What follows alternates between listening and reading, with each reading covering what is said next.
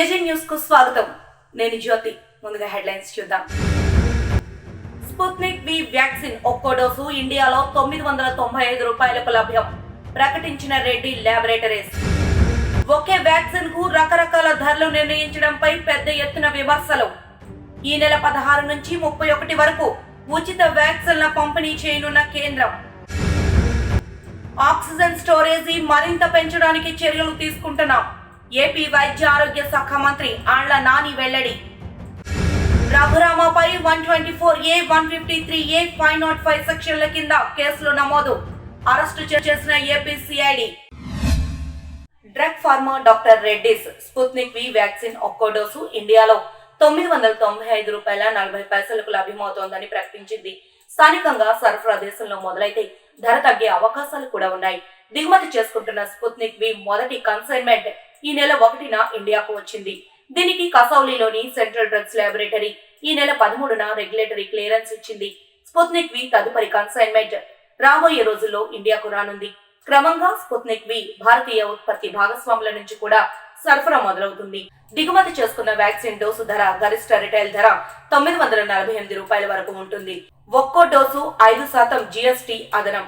Local supply మొదలైతే ధర తగ్గే అవకాశాలుంటాయని డాక్టర్ రెడ్డిస్ ల్యాబొరేటరీస్ శుక్రవారం నాడు ఒక ప్రకటనలో తెలిపింది.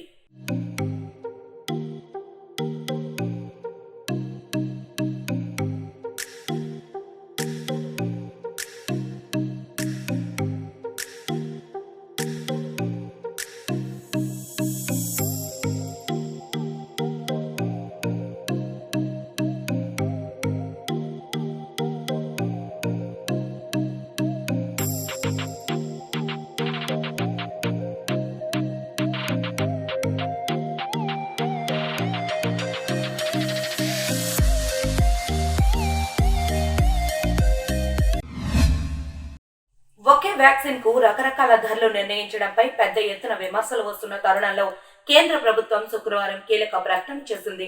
దాదాపు 1,92,00,000 కోవిడ్-19 వ్యాక్సిన్ డోసులను రాష్ట్ర కేంద్ర పాలిత ప్రాంతాలకు ఉచితంగా పంపిణీ చేయనున్నట్లు తెలిపింది. ఈ నెల 16 నుంచి 31 వరకు ఈ ఉచిత వ్యాక్సిన్లను పంపిణీ చేయనున్నట్లు పేర్కొంది. కేంద్ర మంత్రి ప్రకాష్ జావదేకర్ శుక్రవారం వెల్లడించిన వివరాల ప్రకారం దాదాపు 1,92,00,000 కోవిడ్-19 వ్యాక్సిన్ డోసులను రాష్ట్ర కేంద్ర పాలిత ప్రాంతాలకు ఉచితంగా కేంద్ర ప్రభుత్వం పంపిణీ చేస్తుంది. ఈ నెల 16 నుంచి 31 వరకు ఈ ఉచిత వ్యాక్సిన్లను పంపిణీ చేస్తారు. కేంద్ర ఆరోగ్య మంత్రిత్వ శాఖ విడుదల చేసిన ప్రకటనలో తెలిపిన వివరాల ప్రకారం రాబోయే పక్షం రోజుల్లో రెండో డోసు వ్యాక్సినేషన్ కోసం వచ్చే లబ్ధిదారుల సంఖ్య ఆధారంగా రాష్ట్రాలు కేంద్ర పాలిత ప్రాంతాలకు వ్యాక్సిన్ల కేటాయింపులను కేంద్ర ప్రభుత్వం నిర్ణయించనుంది. వ్యాక్సిన్ల వినియోగ విధానాన్ని కూడా పరిగణలోకి తీసుకుని ఈ కేటాయింపులు జరిపారు. ఆక్సిజన్ స్టోరేజీ మరింత పెంచడానికి చర్యలు తీసుకుంటున్నామని ఏపీ వైద్య ఆరోగ్య శాఖ మంత్రి ఆళ్ల నాని తెలిపారు. శుక్రవారం ఆయన ఇక్కడ మీడియాతో మాట్లాడుతూ 840 ఆక్సిజన్ బెడ్స్ అందుబాటులో ఉన్నాయని చెప్పారు. ప్రతిరోజు 18 టన్నుల ఆక్సిజన్ అవసరం అవుతోందని మంత్రి వివరించారు. కోవిడ్ చికిత్స కోసం 6 నెలలకు తాత్కాలిక సిబ్బంది నియామకాలు చేపట్టనున్నామన్నారు. కేజీహెచ్ లో కూడా కొంత ఆక్సిజన్ వృధా అవుతోందన్నారు. రాష్ట్రంలో కరోనా మరణాలను తగ్గించి చూపాల్సిన అవసరం ప్రభుత్వానికి లేదని మంత్రి ఆళ్ల నాని స్పష్టం చేశారు. దాదాపుగా ఇప్పుడు 18 టన్నులు సరఫరా మనకున్నా కూడా 18 టన్నులు డిమాండ్ ఏదైతే ఉందో దానికి అనుగుణంగా సప్లై కూడా 18 టన్నులు ఏదైతే వస్తూ ఉందో ఇంకా అదనంగా వచ్చినా కూడా కేజీహెచ్లో దాదాపుగా 33 కిలోలీటర్స్ సంబంధించి స్టోరేజ్ కెపాసిటీని కూడా మేము సామర్థ్యాన్ని ఇక్కడ పెంచుకుంటాం జరుగుతూ ఉందని కూడా ఇక్కడ మరి అధికారులందరూ కూడా చెప్తా ఉన్నారు. ఈ విధంగా కేజీహెచ్లో ఇంత మరి సమర్థవంతంగా నివారణ కోవిడ్ నియంత్రణ కార్యక్రమాలు లేకపోతే దీనికి సంబంధించి పేషెంట్లకు సంబంధించి పూర్తి స్థాయి చికిత్స జరుగుతూ ఉన్నా కూడా ఎక్కడొక్కడ చిన్న చిన్న లోపాలు మరి జరగటం అనేది మరి మీడియా ద్వారా మా దృష్టికి రావటం జరిగింది. కొంతమంది ప్రజలు కానీ లేకపోతే కొంతమంది మీడియా అవన్నీ కూడా వచ్చిన తర్వాత ఇక్కడ ఉన్నటువంటి డాక్టర్లు లేకపోతే సిబ్బంది అధికారులు ఎంత అంకితభావంతో పనిచేస్తున్నా కూడా ఇవి కూడా జరగకుండా మరింత బాధ్యతాయుతంగా మెలగవలసినటువంటి అవసరాన్ని కూడా మేము ఇక్కడ ఉన్నటువంటి వైద్య సిబ్బందికే కానివ్వండి లేకపోతే అధికారులకే కానివ్వండి వారికి కూడా విజ్ఞప్తి చేయటం జరిగింది. కొంతవరకు కూడా ఈ హాస్పిటల్ పేషెంట్స్ దగ్గరికి డాక్టర్స్కి వెళ్ళే విషయంలో కూడా మరింత ప్రాధాన్యత ఇవ్వవలసినటువంటి అవసరాన్ని కూడా మేము ఇక్కడ ఉన్నటువంటి హాస్పిటల్ సూపరింటెండెంట్ గారికి అదేవిధంగా వైద్య అధికారులకు కూడా మేము తెలియచేయటం జరిగింది. దానితో పాటు హాస్పిటల్లో ఈ డాక్టర్ వెళ్ళవలసినటువంటి అవసరాన్ని వారికి సరైనటువంటి చికిత్స అందచేయడంతో పాటు ఆక్సిజన్కి సంబంధించి వేస్టేజ్ కూడా రాష్ట్ర వ్యాప్తంగా ఉన్నటువంటి హాస్పిటల్లో జరుగుతున్నట్టుగానే కొంత కేజీహెచ్లో కూడా కొంత జరుగుతూ ఉన్నట్టుగా మా దృష్టికి వచ్చింది.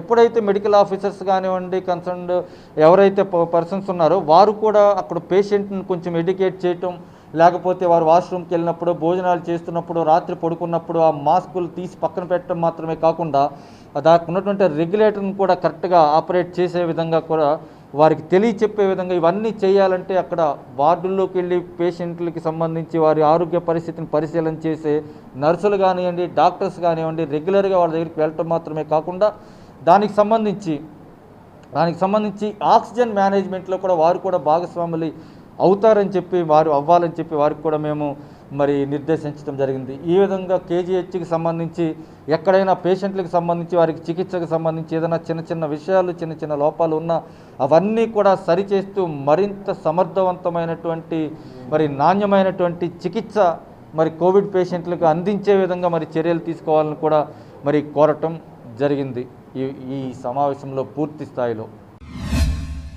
ఎంపీ రఘురామకృష్ణరాజును హైదరాబాద్ లో ఏపీ సిఐడి అరెస్టు చేసింది. రఘురామపై 124A, 153A, 505 సెక్షన్ల కింద కేసులు నమోదు చేశారు. ప్రభుత్వ ప్రతిష్టకు ఎంపీ రఘురామ భంగం కలిగించారని సిఐడి అభియోగం మోపింది. రఘురామ భార్య రమాదేవి పేరిట నోటీసులు ఇచ్చింది. ఎంపీ రఘురామను పోలీసులు విజయవాడ తరలించారు. పుట్టినరోజు నాడే తన నాన్నను అరెస్టు చేశారని ఆయన కుమారుడు భరత్ ఆరోపించారు. ఆయనకు గుండె శస్త్రచికిత్స జరిగి 3 నెలలే అయిందని అన్నారు. మఫ్టీలో వచ్చింది సిఐడి అధికారుల రౌడీలా అర్థం కావడం లేదని ఆయన ఆరోపించారు. ఆంధ్రప్రదేశ్ తెలంగాణ సరిహద్దుల్లో అంబులెన్స్లను ఆపడం దురదృష్టకరమని ఏపీ ప్రభుత్వ సలహాదారు సజ్జల రామకృష్ణారెడ్డి అన్నారు. ఈ సందర్భంగా శుక్రవారం ఆయన మీడియాతో మాట్లాడుతూ అంబులెన్స్లు ఆపొద్దని తెలంగాణ హైకోర్టు స్పష్టంగా చెప్పిందని, న్యాయస్థానం చెప్పిన తెలంగాణ ప్రభుత్వం సాంకేతికంగా గైడ్ లైన్స్ పెట్టిందన్నారు. ఈ సమస్యపై న్యాయస్థానాన్ని ఆశ్రయించేందుకు ప్రయత్నిస్తామన్నారు. మానవత్వంతో ఏపీ అంబులెన్స్లను తెలంగాణలోకి అనుమతించాలని సజ్జల రామకృష్ణారెడ్డి కోరారు. తెలంగాణ ప్రభుత్వం వాళ్ళ ప్రజల గురించి ఆలోచించడం సహజమేనని, అయితే తెలంగాణ ప్రభుత్వ గైడ్ లైన్స్ పాటించడం కష్టమని అన్నారు. వైద్యం కోసం ఏపీ నుంచి చెన్నై, బెంగళూరుకు వెళ్తున్నారని, ఎక్కడా రాని సమస్య తెలంగాణ సరిహద్దులోనే వస్తుందన్నారు.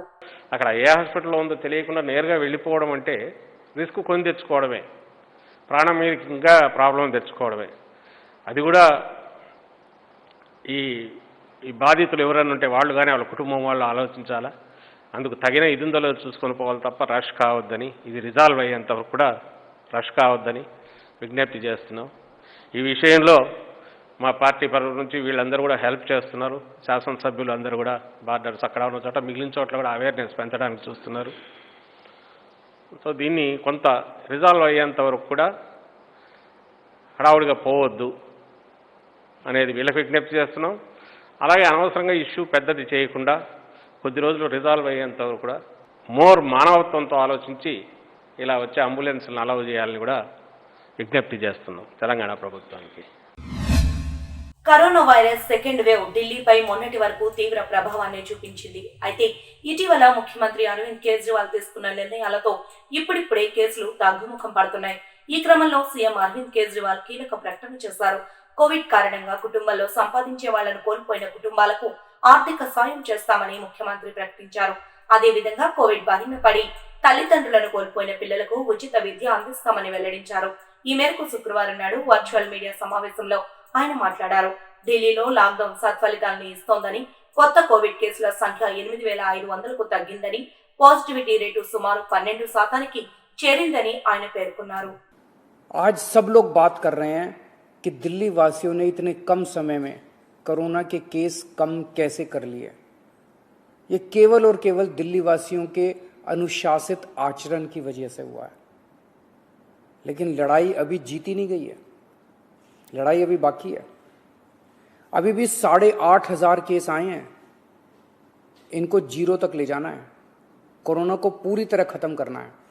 पिछले 24 घंटों में कोरोना के दिल्ली में 10,000 से कम केस आए हैं। पिछले 24 घंटों में लगभग 8,500 केस आए हैं दिल्ली में। पिछले कई दिनों से दिल्ली में बहुत ज़्यादा केस आ रहे थे। 20 अप्रैल को तो 28,000 से भी ज़्यादा केस आए थे। आज 8,500 केस आए हैं। कई दिनों में पहली बार 10,000 के नीचे केस आए हैं। दिल्ली में संक्रमण दर भी काफ़ी कम हो गई है। पिछले 24 घंटों में संक्रमण दर केवल 12% रह गई है। संक्रमण दर का मतलब अगर हम 100 लोगों का टेस्ट करते हैं तो उसमें कितने लोगों को कोरोना मिलता है। ज़्यादा संक्रमण दर का मतलब होता है कि कोरोना बहुत ज़्यादा फैला हुआ है। आज ये संक्रमण दर केवल 12% आई है। 22 अप्रैल को ये 36% तक पहुंच गई थी दिल्ली में संक्रमण दर। इसका मतलब दिल्ली में अब काफ़ी कम लोग बीमार पड़ रहे हैं। अस्पतालों में भर्ती लोगों की संख्या भी अब काफ़ी कम हो गई है। पिछले 10 दिनों में दिल्ली के अस्पतालों में कोरोना के 3,000 से ज़्यादा मरीज कम हो गए हैं। यहाँ की 3,000 बेड खाली हो गए हैं। और ఆక్సిజన్ కొరతతో అల్లాడుతున్న ఆంధ్రప్రదేశ్ కు మోడీ సర్కార్ తీపి కబురు చెప్పింది. సీఎం జగన్ విజ్ఞప్తి మేరకు ఏపీకి అదనపు ఆక్సిజన్ కేటాయింపులతో పాటు 3 అదనపు ట్యాంకులు కూడా ఇవ్వాలని నిర్ణయించింది. అది మోడీ సొంత రాష్ట్రమైన గుజరాత్ లోని జామ్ నగర్ రిలయన్స్ రిఫైనరీ నుంచి ఈ అదనపు ఆక్సిజన్ కేటాయించారు. దీంతో రాష్ట్రంలో ఆక్సిజన్ సరఫరా మరింత మెరుగుపడనుంది. రేపు దుర్గాపూర్ లో 3 ఆక్సిజన్ ట్యాంకుల్ని ఏపీ ప్రభుత్వానికి కేంద్రం అప్పగించనుంది. ఆంధ్రప్రదేశ్ లో కరోనా కేసులు భారీగా నమోదవుతున్న నేపథ్యంలో రాష్ట్ర ప్రభుత్వాన్ని టార్గెట్ గా చేసుకుని విపక్షాలు తీవ్ర స్థాయిలో ఆరోపణలు చేయడం చూస్తూనే ఉన్నాం. తాజాగా టీడీపీ రాష్ట్ర అధ్యక్షుడు అచ్చెన్నాయుడు కీలక వ్యాఖ్యలు చేశారు. కరోనా నియంత్రణలో కేంద్ర రాష్ట్ర ప్రభుత్వాలు వైఫల్యం చెందాయంటూ మండిపడ్డారు. పారాసెటమాల్ బ్లీచింగ్ తో కరోనా పోతుందని సీఎం మాట్లాడి నాన్ సీరియస్ గా తీసుకున్నారని ఆయన మండిపడ్డారు. ప్రజలకు ధైర్యాన్ని ఇవ్వకుండా కరోనాతో సహజీవనం చేయాలంటూ ముఖ్యమంత్రి అనడం దారుణమని అచ్చెన్న ఆవేదన వ్యక్తం చేశారు. కరోనా విషయంలో దేశంలోనే ఏపీ 5వ స్థానంలో ఉందని ఆయన వ్యాఖ్యలు చేశారు. గ్లోబల్ టెండర్లను మా ఒత్తిడితోనే పిలిచారని అన్నారు. జగన్ అబద్ధాల ముఖ్యమంత్రి అని, కరోనా మరణాలపై అబద్ధాలు ఆడుతున్నారని ఆయన విమర్శించారు. వెంటిలేటర్లు, బెడ్స్ కావాలని పీఎంకు జగన్ లేఖ రాయాలని డిమాండ్ చేశారు. వ్యాక్సిన్ తయారు చేసే కంపెనీలకు కులం ఆపాదించడం దారుణమంటూ ఆయన వ్యాఖ్యలు చేశారు. ఈ ముఖ్యమంత్రి మరణాలను కూడా దాచిపెట్టి ఈరోజు తప్పుడు లెక్కలు చెప్తున్న సంగతి మీ అందరికీ తెలుసు. వ్యాక్సిన్ తయారు చేసినటువంటి కంపెనీలకు కూడా కులం ఆపాదిస్తున్నటువంటి దౌర్భాగ్యమైనటువంటి వ్యక్తి జగన్మోహన్ రెడ్డి కావడం బాధ కలుగుతుంది. నాకు అనిపిస్తుంది, నీ కులవాడు ఎవరైనా సరే వ్యాక్సిన్ తయారు చేసినంత వరకు నువ్వు ఈ రాష్ట్రంలో వ్యాక్సిన్ ఇవ్వవా? వ్యాక్సిన్ ఇవ్వకుండా ఎంతమందికి బలి చేస్తావు? వ్యాక్సిన్ తయారు చేసినటువంటి కంపెనీలు కులము ఆపాదించడం ఎంతవరకు సమంజసం అని చెప్పి నేను అడుగుతున్నాను. ఆ 10 రోజుల్లో ఒక్క పైసా కట్టకుండా లేఖలు రాస్తే నీ లేఖలు ఎవరికి కావాలి? అక్షయ తృతీయ సందర్భంగా బంగారు ఆభరణ షాపులు వెలవెలబోయాయి. కరోనా మహమ్మారి కారణంగా మధ్యాహ్నం 12 గంటల నుంచి కర్ఫ్యూ కొనసాగుతుండటంతో ఈసారి బంగారం కొనేందుకు వినియోగదారులెవరూ ఆసక్తి కనబరచలేదు. మరోవైపు కరోనా కారణంగా పెళ్లిళ్లన్నీ వాయిదా పడ్డాయి. దీంతో వ్యాపారం నడకన నడుస్తోందని షాపు యాజమానులు వాపోతున్నారు. కోవిడ్ కారణంగా దేశవ్యాప్తంగా ప్రజలు తమ ఆత్మీయులను కోల్పోయిన విచారం, బాధలో ఉన్నారని, ఒక ప్రధాన సేవక్గా వారి బాధను తాను పంచుకుంటున్నానని ప్రధాని నరేంద్ర మోదీ అన్నారు. పీఎం కిసాన్ స్కీమ్ కింద రైతులకు 8వ ఇన్స్టాల్మెంట్ ను ప్రధాని శుక్రవారం నాడు విడుదల చేశారు. ఈ సందర్భంగా ఆయన మాట్లాడుతూ కరోనాను కనబడని శత్రువుతో పోల్చారు. ప్రజలు తమను తాము కాపాడుకోవడంతో పాటు తమ కుటుంబ సభ్యులను కాపాడుకునేందుకు సామాజిక దూరం పాటించడం, మాస్కులు ధరించడం వంటి ముందస్తు జాగ్రత్తలు తీసుకోవాలని కోరారు. 100 ఏళ్ల తర్వాత ప్రపంచాన్ని భీకరమైన మహమ్మారి ఆవరించిందని, కనిపించని శత్రువుగా మన ముందు నిలిచి ఉందని, అనేక మంది మన ప్రియతములను ఈ శత్రువు కారణంగా కోల్పోయామంటూ ప్రజలు బాధల్లో ఉన్నారని, మీ ప్రధాన సేవకునిగా మీ మనోభావాలను, బాధను నేను అర్థం చేసుకోగలనంటూ ప్రధాని అన్నారు. కోవిడ్ నుంచి కాపాడుకునేందుకు వ్యాక్సిన్ వేయించుకోవాలని, వ్యాక్సిన్ సరఫరా పెంచేందుకు కేంద్ర, రాష్ట్ర ప్రభుత్వాలు చేయగలిగినంతా చేస్తున్నాయని చెప్పారు. आपने देश को कभी निराश नहीं किया है। इस बार भी आपसे यही उम्मीद है। कोरोना से बचाव के लिए आपको खुद पर, अपने परिवार पर, सामाजिक स्तर पर जो भी जरूरी कदम हैं, आवश्यकताएं हैं, उसे हमें उठाने ही हैं। मास्क लगातार पहनना बहुत जरूरी है। वो भी ऐसा पहनना है कि नाक और मुंह पर पूरी तरह से ढका रहे। दूसरी बात, आपको किसी भी प्रकार के खांसी, सर्दी, जुकाम, बुखार, उल्टी, दस्त जैसे लक्षणों को सामान्य मानकर नहीं चलना है। पहले तो खुद को यथासंभव दूसरों से अलग करना है, फिर जल्द से जल्द कोरोना टेस्ट करना है, और जब तक रिपोर्ट ना आए तब तक डॉक्टरों से जो दवाई बताई है वो जरूर लेते रहना है। साथियों, बचाव का एक बहुत बड़ा माध्यम है कोरोना का टीका।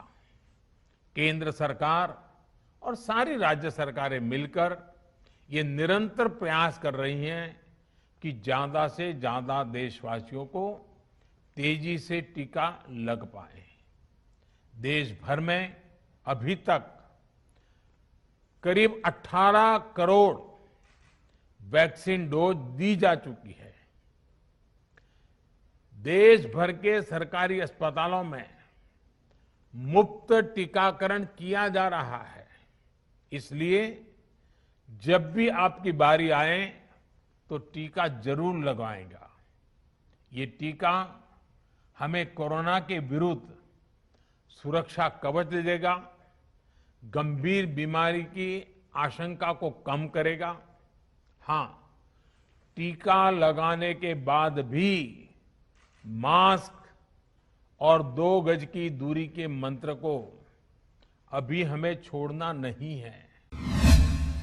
జేజే న్యూస్ ముగించే ముందు హెడ్లైన్స్ మరొకసారి చూద్దాం. స్పుత్నిక్ వి వ్యాక్సిన్ ఒక్కో డోసు ఇండియాలో 995 రూపాయలకు లభ్యం ప్రకటించిన రెడ్డి ల్యాబొరేటరీస్.